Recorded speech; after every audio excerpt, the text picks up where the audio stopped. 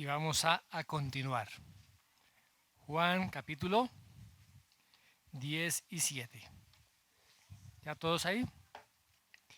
Bueno, dice así la palabra del Señor. La parte B del versículo 1 dice: Padre, la hora ha llegado. Glorifica a tu Hijo para que también tu Hijo te glorifique a ti. Como le has dado potestad sobre toda carne para que dé vida eterna a todos los que le diste. Y esta es la vida eterna, que te conozcan a ti, el único Dios verdadero, y a Jesucristo, a quien has enviado. Yo te he glorificado en la tierra. He acabado la obra que me diste que hiciese. Ahora pues, Padre, glorifícame al lado tuyo, con aquella gloria que tuve contigo antes que el mundo fuese. Muy bien. Ahora, como ya hemos visto en ocasiones anteriores, para los discípulos del Señor Jesucristo era impensable su muerte.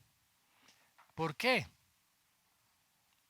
Porque ellos no tenían el concepto de ese Mesías, ese siervo sufriente, sino tenían el mismo concepto que tenía el pueblo judío de un Mesías que iba a ser el libertador político, que iba a liberarlos del yugo de la esclavitud o del dominio del imperio romano, donde se iba a implantar el reino de Dios, pero de una manera física.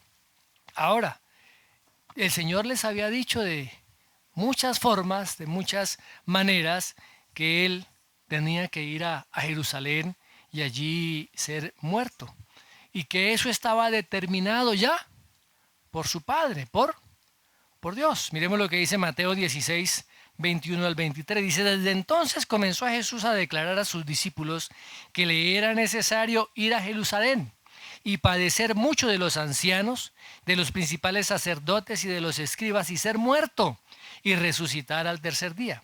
Entonces Pedro, tomándolo aparte, comenzó a reconvenirle diciendo: Señor, ten compasión de ti, en ninguna manera esto te acontezca. Pero él, volviéndose, dijo a Pedro: quítate de delante de mí, Satanás.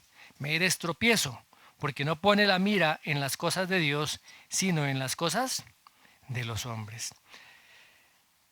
Los discípulos realmente entendieron todas estas cosas que el Señor les había dicho solamente hasta después de su resurrección y después de la venida del Espíritu Santo el día de Pentecostés. Entendieron por qué era necesario que el Señor Jesucristo muriera. Precisamente porque Él era ese sustituto perfecto por el pecado.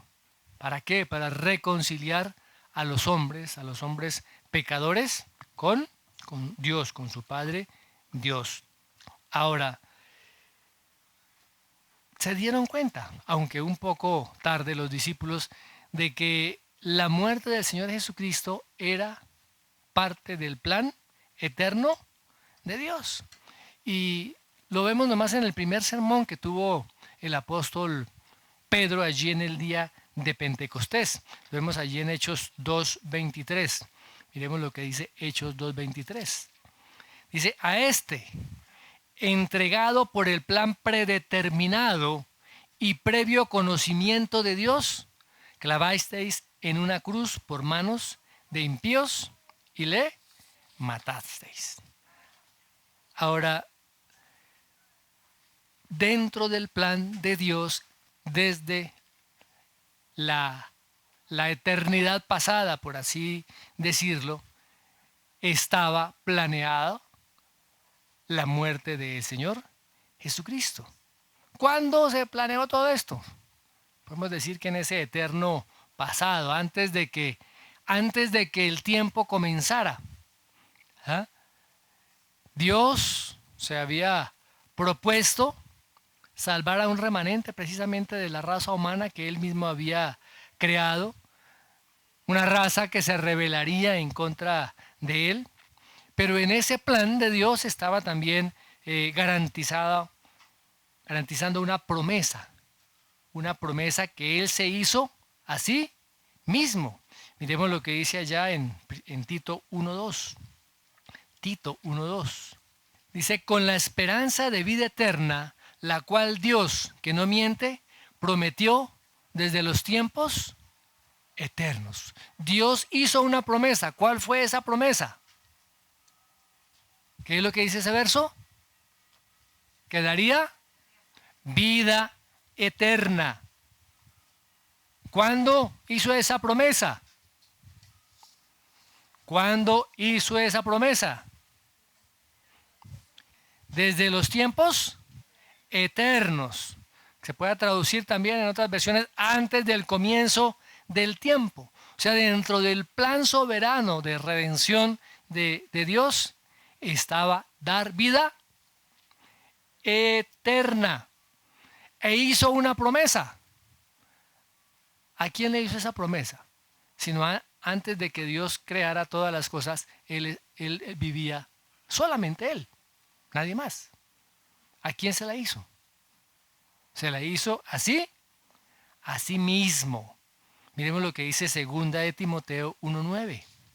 Quien nos ha salvado y nos ha llamado con su llamamiento santo, no según nuestras obras, sino según su propósito y según la gracia que nos fue dada en Cristo Jesús desde la eternidad o antes del inicio de el tiempo.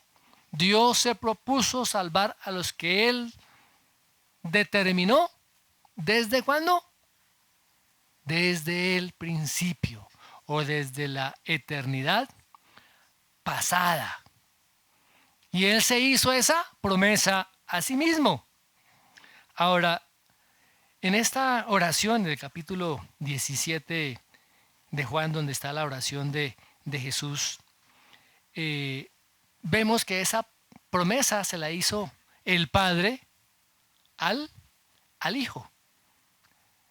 Esa prueba tan maravillosa y tan grande del amor del Padre hacia su Hijo. ¿Qué le promete el Padre al Hijo? Veamos lo que dice allá Apocalipsis, capítulo 19, versos 7 y 8.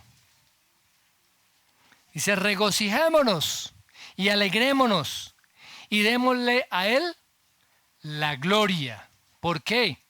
Porque las bodas del Cordero han llegado y su esposa se ha preparado.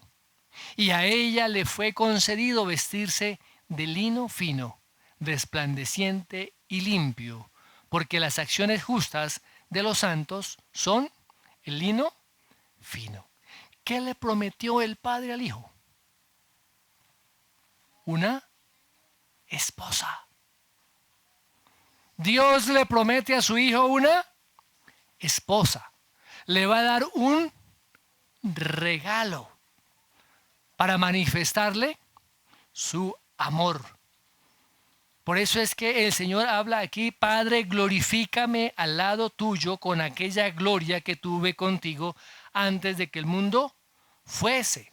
He manifestado tu nombre a los hombres del mundo que me diste. Tuyos eran y me los diste. ¿Cuál es el regalo del Padre hacia el Hijo? ¿Pero qué dice aquí la palabra? Sí, en el versículo de Apocalipsis dice que una esposa. Pero aquí en este verso de Juan, ¿qué dice? Los que el Padre le dio, los que eran tuyos, dice.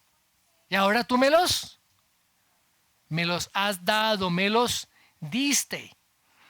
Esos creyentes son ese regalo que Dios el Padre entrega como manifestación de su amor a su Hijo.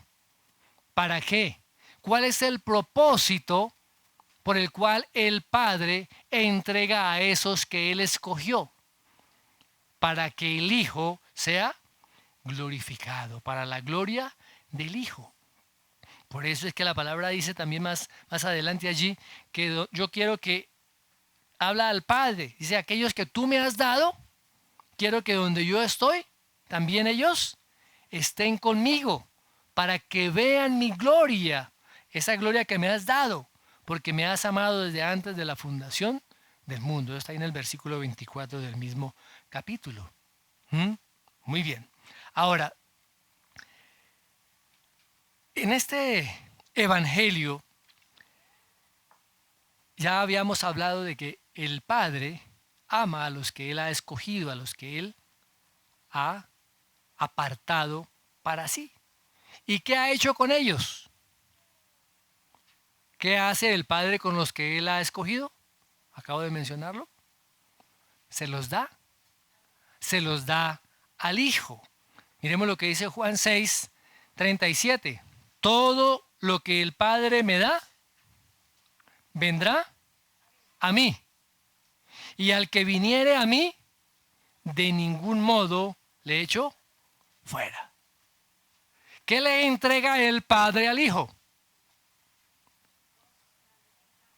Todos aquellos que han de creer. Todos los creyentes. Y miremos lo que dice el verso 39. Y esta es la voluntad del que me envió, que de todo lo que Él me ha dado, ¿qué le ha dado? Todos los creyentes. Yo no pierda nada. Fíjense que Él no está hablando de cosas materiales, sino está hablando de los creyentes. ¿Y qué va a suceder? Sino que lo resucite en el día final. Tremendo, mis amados hermanos. O sea, la iglesia, los creyentes, son el regalo del Padre hacia su Hijo. Y el propósito del Hijo es guardar y proteger a todos los que el Padre le ha dado. Y recuerden que el Señor Jesucristo dice, ninguno puede venir a mí si el Padre que me envió no le trajere. ¿Dónde queda la decisión del hombre? Es Dios quien atrae. Es Dios quien llama. Es Dios quien elige. Y esos elegidos son entregados por el Padre a su Hijo como regalo. ¿Y Él qué hace? Él los acoge y no rechaza a ninguno. Y nos resucitará para la gloria eterna. Ahora, ¿es porque nosotros somos dignos de la salvación o porque somos sabios para escogerla? De ninguna manera.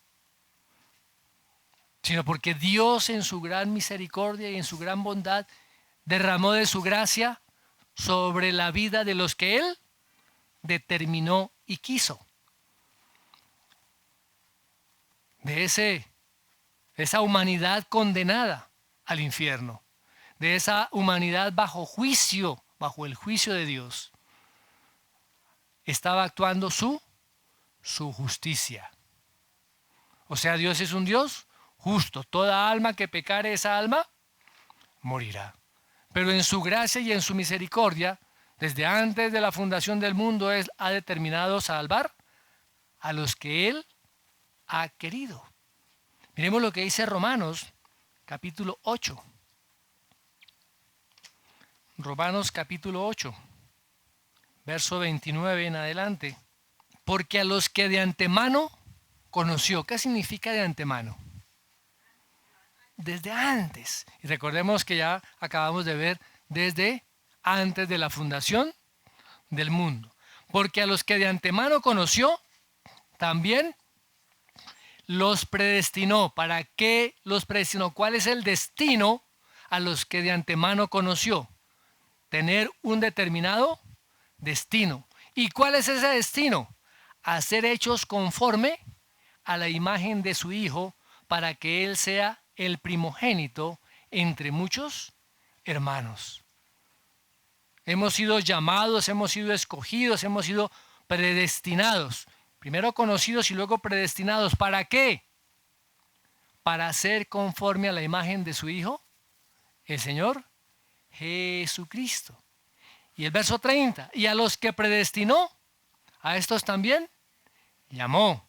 Y a los que llamó, a estos también justificó. Y a los que justificó, a estos también glorificó.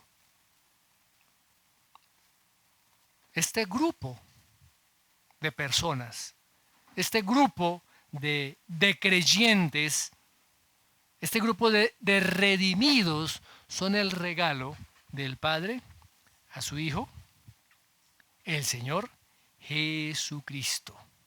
Miremos lo que dice el apóstol Pablo allá en el capítulo 15 de la carta, de su primera carta a los Corintios. Corintios capítulo 15.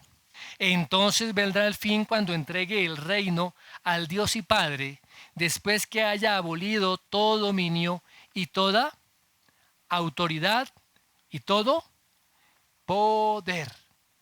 ¿Qué sucederá después? ¿Qué sucederá en el tiempo final? Después de que el Señor Jesucristo haya derrotado absolutamente a todos sus enemigos y a la muerte, que es el postrer enemigo, ¿sí? ¿Qué va a pasar?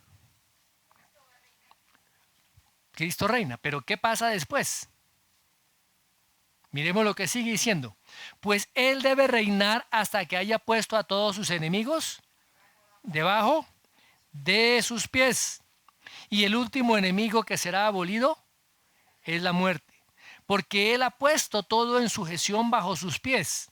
Pero cuando dice que todas las cosas le están sujetas, es evidente que se exceptúa aquel que ha sometido a Él todas las cosas. Y cuando todo haya sido sometido a Él, entonces también el Hijo mismo se sujetará a aquel que sujetó a Él todas las cosas, para que Dios sea en todos. Todo en todos. Viene ese día, mis amados hermanos, en que el Señor Jesucristo reclamará ser el Señor absoluto del universo, porque le pertenece, porque Él pagó un precio. Y va a reinar con autoridad, y va a sujetar a todo enemigo. Pero ¿qué va a hacer posteriormente? Como dice la palabra, entregará todo. ¿A quién? ¿Quién es el que sujeta todas las cosas? El Dios Padre. Dios entregará todo al Padre, incluyéndose a sí mismo. ¿Ah? Fijémonos ese amor recíproco entre el Padre y el Hijo y el Padre. Tremendo, mis amados hermanos. Por eso la palabra dice que Dios será todo en todos. Ahí se terminará. Ahí será el fin de la historia de la salvación. La historia de la salvación terminará allí. Porque la preocupación del Padre es el honor de su Hijo, a quien Él ama, a quien el Padre quiere ver glorificado. ¿Y cuál es el anhelo y el deseo del Hijo? En que el Padre sea honrado, sea glorificado por toda la eternidad. Acordémonos que el tema central de este capítulo, lo vimos la vez pasada, es la gloria de Dios. La gloria de Dios. Amén. Muy bien. Ahora, el Señor Jesús está aquí a unas cuantas horas de su crucifixión. Recordemos que esta es la noche del jueves, ya la madrugada del día viernes para nosotros, porque nosotros no dividimos los días lo mismo que lo dividen los judíos. Recuerden que para los judíos el día comenzaba. ¿A qué horas comenzaba el día para los judíos? ¿Ah? A las 6 de la tarde, ¿no? Y terminaba a las 6 de la tarde del día siguiente. Muy bien. ¿Qué dice el Señor Jesús aquí? Dice, glorifica a tu Hijo. ¿Qué estaba diciéndole, Señor? Ese plan eterno, ese plan de redención, que se lleve a cabo, que se pueda consumar. Y esta es la única petición que el Señor hace en toda esta oración para sí mismo, pero realmente no es para sí mismo, sino para que el plan de Dios se lleve a cabo. para que la gloria de Dios sea manifestada. Todo ese acuerdo que se hizo allá en el pasado eterno ahora está a un tiempo tan corto de cumplirse. Y por eso Él dice, glorifica a tu Hijo, para que tu Hijo te glorifique a ti. Hay un autor que se llama León Morris que dice lo siguiente: de esta parte de la oración suele decirse que es la oración de Jesús por Él, como Él ora por ser glorificado.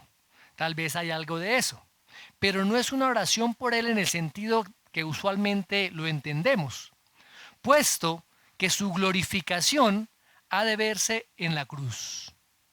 Más bien es una oración porque la voluntad se haga, la voluntad del Padre se haga en Él.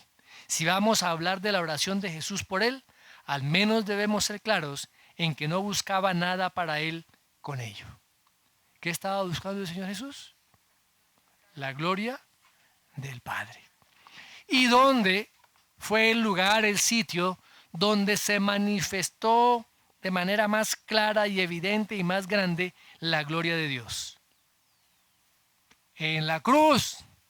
Muy bien, Aurorita. En la cruz. ¿Por qué? Porque en la cruz se reveló, mis hermanos, la rectitud de Dios. En la cruz se revela la justicia de Dios. En la cruz se revela la santidad de Dios. Porque la palabra dice que la sangre preciosa de Cristo como de un cordero, sin mancha y sin contaminación. Él fue dado como propiciación por la ira de Dios a causa del pecado. Pero también demostró su misericordia, su amor, su bondad al enviar a su Hijo para salvación de todos aquellos que han creído y lo han recibido. Así que lo que el Señor Jesucristo muestra allí en la cruz es la justicia y es el amor de Dios. Ese sacrificio de entrega, su propia vida la entregó a favor de cada uno de nosotros. Muy bien. Ahora, mis amados hermanos, aquí hay varias cosas interesantes en cuanto al propósito de la salvación. Vamos a ver 4 cosas que son bien interesantes en este texto. Y el primero es el derecho que el Señor Jesucristo tiene. ¿Por qué le fue otorgado derecho y poder? ¿Sí? ¿Qué dice la palabra? Versículo 2. Como le has dado potestad sobre toda carne, para que dé vida eterna a todos los que les diste. Ahora, en el plan eterno de Dios, Él entregó toda la autoridad y toda la potestad. ¿A quién? ¿A quién le entregó la autoridad y la potestad del Padre? Al Hijo. Al Hijo. ¿Potestad de qué? ¿Poder de qué? ¿Poder para qué? Poder para dar vida eterna. ¿A quiénes? ¿Qué dice ahí la palabra? A todos los que el Padre le dio. Fíjense que tenemos que mirar la palabra, porque es que a veces, no, o sea, a todo el mundo. Toda la humanidad no fue entregada a Cristo. Solamente fueron entregados los que Él desde el principio escogió, eligió. Los que Dios en su soberanía determinó. ¿Sí? Ahora, ¿cómo fue dada esa o cómo fue afianzada o confirmada más bien esa autoridad que el Padre da al Hijo? A través de lo que el Señor Jesucristo hizo en la cruz. Aunque Él permitió que hombres impíos le crucificaran, ¿quién en realidad tenía la autoridad? El Señor Jesucristo. Y murió por todos los pecados de aquellos que creían en Él. Y Dios le dio la potestad y el derecho y el poder de otorgar vida. ¿Qué tipo de vida? La vida eterna. La vida eterna. Ahora, sabemos que la autoridad del Señor se extiende sobre toda la creación. ¿Sí? Pero el Señor Jesucristo da vida eterna a aquellos que el Padre ha escogido y que le ha entregado a Él. ¿Y qué recibirán todos ellos? Vida eterna. Esa autoridad de Cristo ha sido dada por el Padre para otorgar vida eterna a todos aquellos que el Padre ha entregado al Hijo. ¿Cómo? A través de su muerte allí en la cruz. Y fijémonos que el tema principal del Evangelio de Juan precisamente es que Cristo es la fuente de la vida eterna, para que todos crean. ¿Ah? Muy bien. Ahora, durante el ministerio terrenal el Señor Jesucristo manifestó su poder de variadas maneras. Esa autoridad que el Padre le dio. Recordemos que los mismos fariseos y los mismos escribas reconocían que el Señor Jesucristo enseñaba como quien tiene autoridad, ¿cierto? Las sanidades, los milagros que Él realizó, los hizo con toda la autoridad divina. Cuando liberaba a las personas de los demonios, ¿sí? Incluso pasó por encima de muchas tradiciones judías, tradiciones rabínicas. Limpia el Señor el templo y asimismo se otorga ese poder para perdonar pecados y ofrecer salvación. Incluso Él dijo que algún día vendría también a juzgar al mundo. Y fijémonos que fue ese choque de la autoridad entre el Señor Jesucristo y los líderes religiosos, fue realmente la razón por la cual los fariseos y escribas estaban tan enojados con él, que finalmente los llevó a la muerte. Muy bien. Ahora, el Señor Jesucristo entregó su vida, aunque tenía toda la autoridad, entregó su vida. Miremos lo que dice Juan 10:17. Por eso me ama el Padre, porque yo pongo mi vida para volverla a tomar. Nadie me la quita, sino que yo de mí mismo la pongo. Tengo poder para ponerla y tengo poder para volverla a tomar. Este mandamiento recibí de mi Padre. Tenaz, hermano. ¿Quién se entregó? ¿Quién se dio? ¿Quién tenía toda la autoridad? Fíjese que el Señor Jesucristo no renunció a esa autoridad ni utilizó esa autoridad para liberarse de todo lo que vendría. Al contrario, Él, teniendo la autoridad, fue hasta la cruz. Y ahora el Padre le dice a través de la obra que Él va a realizar en la cruz, le da la autoridad para que todos aquellos que han sido entregados por el Padre al Hijo, ahora tengan vida eterna. Todos aquellos tienen vida eterna mediante la muerte del Señor Jesucristo en la cruz. Fijémonos que el mensaje del Evangelio es un mensaje exclusivista. Uy, pero pastor, pero ¿cómo se le ocurre hablar de exclusividad si hoy en día tenemos que ser inclusivos? Tenemos que darle oportunidad a todos. Hermano, toda la humanidad ha tenido la oportunidad. Allá, capítulo 1 de Romanos lo dice claramente. Se negaron en reconocer a Dios. Y Dios soberanamente, mis amados hermanos, escoge y elige a los que Él quiere, a los que Él ha determinado. y los entrega al Hijo. Y el Hijo les da vida eterna. Fuera del Hijo no se puede tener vida eterna. Es a través del Hijo, el Señor Jesucristo, que se puede disfrutar de esa vida eterna.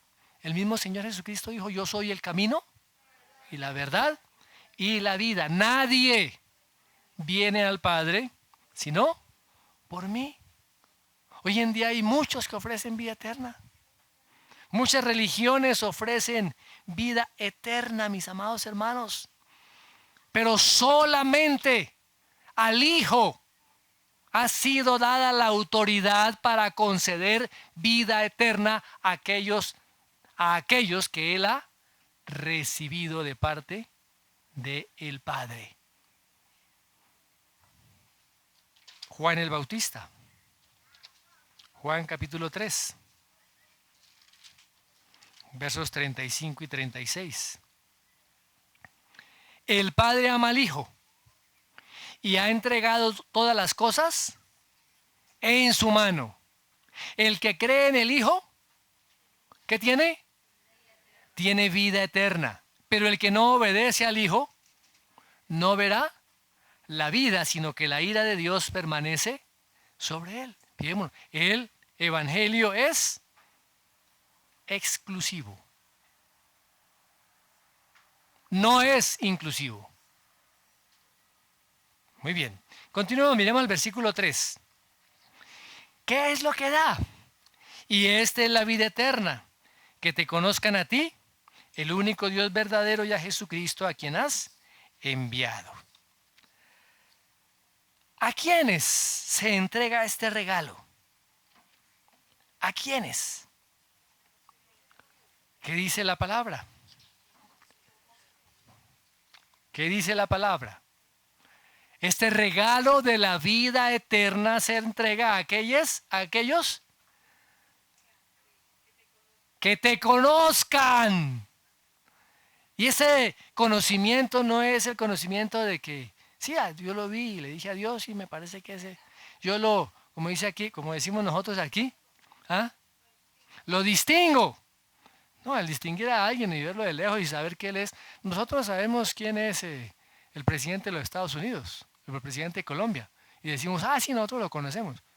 No, lo distinguimos, ¿sí? Lo identificamos, pero no le conocemos. Aquí la palabra conocer es una palabra griega, mis hermanos, que implica no solamente un conocimiento intelectual, sino una relación íntima, una relación profunda, así como la relación que se da entre el esposo y la esposa.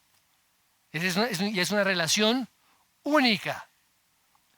¿El conocimiento de quién? ¿O esa relación íntima y profunda con quién? ¿Qué dice la palabra? ¿Qué sigue diciendo? Con el único Dios verdadero. ¿Cómo vamos a tener esa relación profunda e íntima, ese conocimiento del Dios verdadero? ¿Qué sigue diciendo la palabra?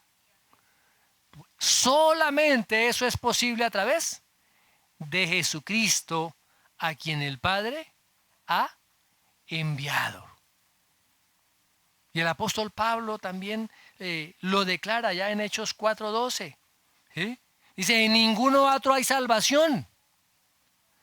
En ningún otro hay salvación, porque no hay otro nombre bajo el cielo dado a los hombres en que podamos ser salvos. Hoy en día se han querido inventar una cantidad de cosas que tenemos otros mediadores por lo cual podemos acercarnos a Dios. Los santos no son mediadores, los santos no son el camino. Las experiencias místicas no nos llevan a conocer el camino. Solamente a través de Jesucristo podemos conocer al único Dios verdadero. ¿Y cuál es la esencia de la vida eterna? Porque a veces nosotros pensamos que la vida eterna se refiere a una cantidad de vida ya en un tiempo indeterminado, allá hasta la eternidad, ¿cierto? A veces tenemos ese concepto de la vida eterna. Realmente la vida eterna, mis amados, es la participación en la vida de Cristo, en esa vida bendita, en esa vida eterna. ¿Y cómo participamos de esa vida de Cristo? ¿Cómo usted participa de la vida de su cónyuge? ¿Ah? No, bueno, hay muchos que se van a convivir y están en adulterio, están en fornicación, están... ¿Cómo es partícipe de esa comunión, de esa intimidad? ¿Ah? Cuando hay un pacto. Cuando hay un pacto. Porque si usted se va a vivir con su novia, usted no está en pacto y usted está viviendo en fornicación. Pero cuando hay un pacto a través del matrimonio, ¿qué se da? Se da esa relación de amor, de intimidad, de profunda confianza. Y fíjese que el Señor Jesucristo por eso habla de un nuevo pacto. Y a través de ese nuevo pacto, mis hermanos, es que podemos nosotros disfrutar de la vida eterna, de esa relación continua y permanente con Dios. ¿Cómo nosotros desde ahora podemos disfrutar de esa vida eterna? La vida eterna no es solamente cantidad, sino que la vida eterna es calidad. La vida eterna comienza aquí. ¿Cómo? Disfrutando de la comunión íntima, continua con Dios hoy, mañana, durante todo el 24, durante todos los días que el Señor nos tenga aquí en esta tierra. La vida eterna es eso, comenzando con nuestra relación continua, permanente con el Señor. Hay muchos que no disfrutan la vida eterna porque no tienen relación con Dios ni con su palabra, aunque se llamen ser cristianos. No leen a diario la Biblia, no oran, no se meten con Él. Es como una pareja de casados que cada uno duerme en habitaciones separadas y ni siquiera se ven durante el día. Ahí no hay nada. La vida eterna, mis hermanos, no solamente es una posesión futura, es una promesa del futuro, sino que se tiene que dar como una relación presente, en calidad de vida. Calidad de vida. ¿Estamos viviendo esa calidad de vida? ¿Realmente estamos a diario relacionados y metidos con Dios? Que cada día podemos conocerlo más a través de la meditación de su palabra, a través de la guía del Espíritu Santo. Es una realidad de nuestra vida esa experiencia de calidad de la vida eterna. Porque la vida eterna es una promesa magnífica, espectacular. Pero muchos cristianos no la están disfrutando desde ahora. Porque no han entendido estas verdades. ¿Qué dice Primera de Juan 5:13? Estas cosas os escribo a vosotros que creéis en el nombre del Hijo de Dios. ¿Para qué? Para que sepáis que tenéis vida eterna. ¿Cuándo debemos experimentar esa vida eterna? Desde ahora. Experimentar todas las bendiciones abundantes que el Señor tiene para nosotros. Pero eso no se consigue en que yo declaro y que yo hablo y que yo... No, eso no es a través de eso, como muchas personas lo piensan. Que yo declaro y pongo los pies sobre este carro que será mío y sobre esta casa y sobre esto y sobre lo otro. Están pensando en las cosas terrenales. Pero cuando tengo yo relación y comunión íntima con el Señor, mis hermanos, la palabra dice que en Cristo Jesús nos han sido dadas todas las bendiciones espirituales. Qué mayor bendición de que cada día podamos conocer más a nuestro Dios. Ahora, claro, la plenitud de esa vida eterna no la vamos nosotros a tener acá. Aquí será como un inicio, como un anticipo. La plenitud de esa vida eterna se dará cuando estemos cara a cara frente al Señor Jesucristo y lo estemos adorando con un gozo inefable, con una alegría y con una perfección tremenda. ¿En dónde? En el cielo. Muy bien. Otro aspecto. Versículo 4. Yo te he glorificado en la tierra, he acabado la obra que me diste que hiciese. ¿Qué requisitos tuvo que cumplir Cristo para que esto se diera? ¿Qué requisito tuvo que cumplir el Señor Jesucristo para recibir ese regalo y que no perdiera a ninguno? Recordemos que en el plan perfecto y eterno de Dios estaba que el Señor Jesucristo viniera a la tierra, ¿sí?, para salvar, para dar vida eterna a todos aquellos que el Padre le entregó. Y Él estaría dispuesto a hacer todo lo necesario para no perder a ninguno. Y durante el tiempo que el Señor Jesucristo estuvo aquí en la tierra, dice la palabra que Él lo glorificó. ¿Y qué? Ha acabado la obra. ¿Cuál obra? La obra que el Padre le había encomendado en la eternidad pasada. ¿Y dónde termina esa obra que el Padre le había encomendado? Pues finalmente en la cruz. Y el Señor Jesucristo lo vio con anticipación, ¿sí? Allí se cumpliría todo el plan de el Padre que habían acordado desde la eternidad pasada. Muy bien. Ahora, recordemos que Cristo en su ministerio terrenal y en su paso aquí por la tierra, Él no pecó. Se llama la impecabilidad de Cristo. El mismo Señor desafió a todos aquellos que le escuchaban diciendo: ¿quién de vosotros me redarguye de pecado?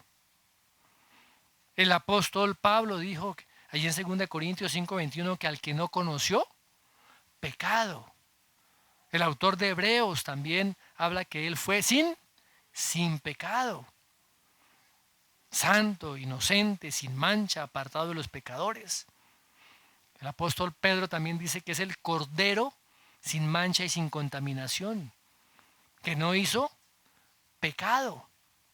Y la mayor expresión de esa perfección y santidad de Cristo aquí en la tierra fue lo que el Padre declaró sobre él. ¿Ustedes recuerdan? Este es mi Hijo amado, en quien tengo complacencia. Solamente una vida sin pecado podría ser el sacrificio aceptable de Dios por el pecado. Así que esa vida santa de Cristo fue ese requisito para satisfacer la justicia de Dios el Padre. ¿Dónde se satisfizo la justicia de Dios? En la cruz. Porque el pecado fue colocado sobre ese Cordero sin mancha. Y a través de su muerte, del derramamiento de su sangre, pagó por el precio de ese pecado. Muy bien. Otro aspecto, versículo 5. Ahora pues, Padre, glorifícame tú al lado tuyo con aquella gloria que tuve contigo antes que el mundo fuese. ¿Qué merece Cristo? ¿Qué es lo que merece? El Señor Jesucristo cumplió todo ese plan determinado desde antes de la fundación del mundo. Pero Él sabía que al final también sería exaltado. Regresaría al lugar donde estaba antes de su encarnación. ¿Cuál es ese lugar? a la diestra del Padre, a la diestra gloriosa del Padre. Delante de él estaba la cruz, pero después de la cruz, de la resurrección, vendría la exaltación. Por eso es que él dice: Padre, glorifícame al lado tuyo con aquella gloria que yo tuve contigo antes de que el mundo fuese, antes de que el mundo existiera. Y fijemos la relación tan estrecha entre el Padre y el Hijo. Lo manifiesta el primer versículo de Juan, capítulo 1, versículo 1. En el principio era el Verbo. ¿Quién era el Verbo? El Hijo, el Señor Jesucristo. Y el Verbo era con Dios. Literalmente significa estaba cara a cara con Dios. Y el Verbo era Dios. Y este era en el principio con Dios.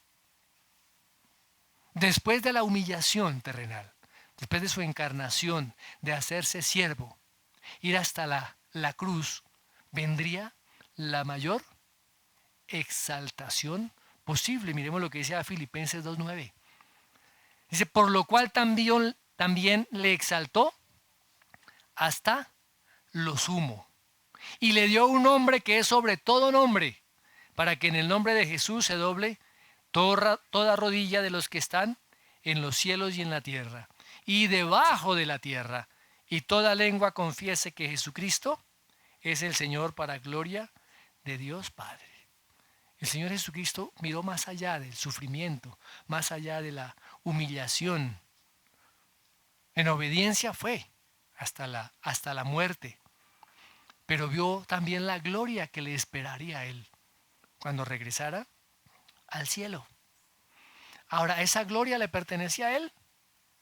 Claro que sí, por derecho propio. ¿Por qué? Porque es la segunda persona de la Trinidad, el Hijo de Dios. Pero él se sometió voluntariamente al Padre. Y se sometió de una manera perfecta. Hizo todo lo que el Padre le dijo. Fue a la muerte conforme se había planeado. Pero después de pasar toda esta situación, mis amados hermanos, él también sabría lo que vendría después de la cruz. Lo que vendría después de su resurrección. ¿Cuánto hace que murió el Señor Jesucristo? Más de 2000 años, ¿cierto? Tenemos que reconocer hoy en día, mis hermanos, esa obra redentora que el Señor Jesucristo hizo en la cruz. Soportó el dolor, soportó el menosprecio, soportó todo el sufrimiento que humanamente una persona puede soportar hasta la muerte. Ahora, ¿qué tenemos que hacer nosotros? ¿Qué tenemos que hacer nosotros? ¿Habrá de nosotros, los escogidos, los llamados, algo que nosotros tengamos que hacer? Debe haber una adoración, una exaltación continua y permanente delante de Él. Por eso es que el cristiano, hermano, no vive volando bajo, no anda todo el tiempo en depresión, no anda embebido en sus propios problemas, que no deja ver la gloria de Cristo en su propia vida. El Señor Jesucristo ya pagó y llevó todo eso en la cruz del Calvario. Y ahora a nosotros nos corresponde exaltar su obra, exaltar a ese que pagó por nosotros, al que entregó su propia vida. Tenemos que entender, mis hermanos, la obra, el evangelio, son las mejores noticias que jamás en toda la historia de la humanidad y del universo se hayan podido declarar. Porque ahora el Hijo está sentado a la derecha del Padre, esperando el día en que Él regrese para recibir su regalo, para recibir a todos aquellos que el Padre le entregó. Y pasará lo que leímos allí en Apocalipsis 15. Vendrán las bodas del Cordero, donde se manifestará plenamente la vida eterna, donde estaremos viviendo plenamente con Cristo. Ahora, mis hermanos, esa verdad de la cruz hizo posible para todos aquellos que creen en el Señor Jesucristo, incluso los de antes, ¿no? Los del Antiguo Testamento, todos aquellos que confesaron sus pecados, que esperaban y creyeron en ese Mesías, pues recibieron perdón y misericordia, porque era la única esperanza que había. Sin cruz no hay salvación. Y el único que fue a la cruz fue el Señor Jesucristo, porque fue el Cordero sin mancha y sin contaminación. Sin la cruz no habría evangelio.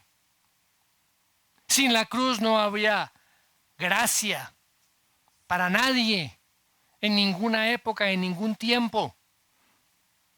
Sin la cruz no había esperanza para ninguno. Sin la cruz, nuestro único destino sería el infierno. Sin la cruz, nuestro único destino sería el infierno. Y el infierno eterno, mis hermanos. Sin ese plan de Dios que dio el fruto a través de la muerte y la resurrección del Señor Jesucristo, ahora podemos disfrutar de la vida eterna. Y eso nos tiene que llevar a cada día amar a nuestro Señor. A amar y a conocer ese deseo, anhelo y ese anhelo profundo en nuestro corazón de conocerle más. Y cuando yo conozco más a Cristo, también conozco más al Padre.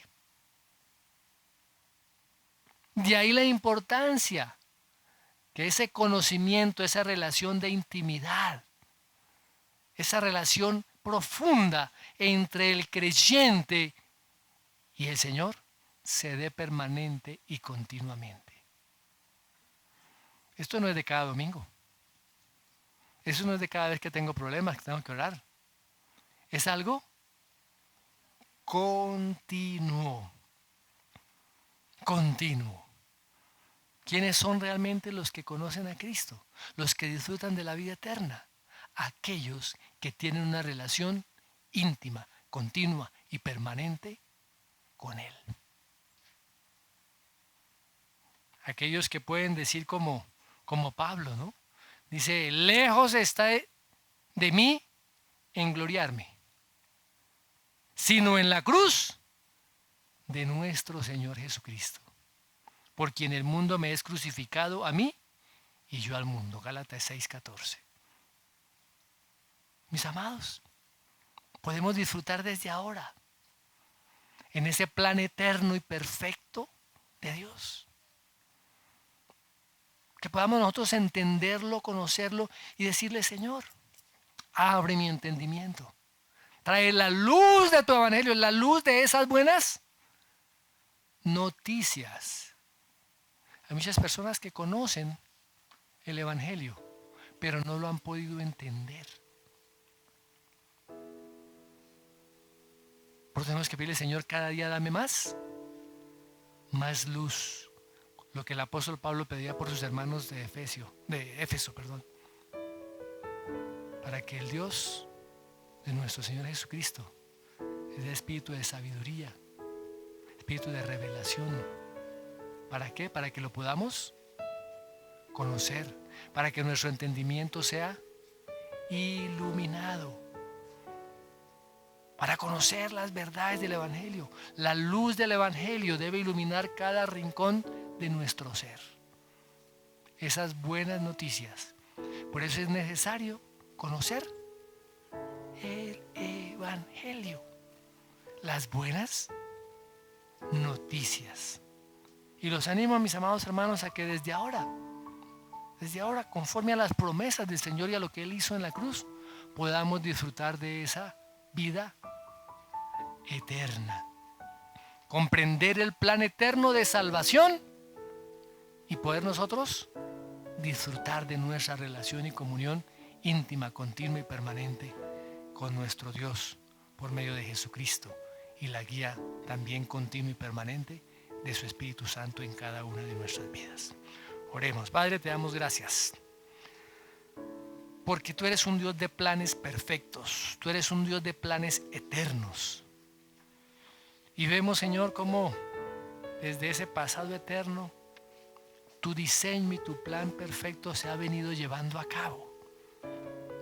Gracias porque la culminación, Señor, de ese plan, el clímax de ese plan, fue el sacrificio del Señor Jesucristo. Y gracias porque podemos acogernos a esa obra redentora. Podemos querer en Él porque tu Espíritu ha derramado sobre nosotros fe. Y porque tu Espíritu ha hecho en nosotros también una regeneración, nos has dado una vida nueva. Pero no queremos quedarnos solamente ahí, Señor, sino que cada día conocerte más y más, profundizar más en esa relación contigo, en esa comunión íntima, poderte ver y conocerte cada día un poquito más, como dice tu palabra, a fin de conocerte. Gracias por tu iglesia, Señor. La bendigo, Padre, en el nombre de Jesús. Y que tu iglesia cada día reciba más y más la iluminación de tu evangelio por medio de tu Santo Espíritu. En el nombre de Jesús. Amén y amén.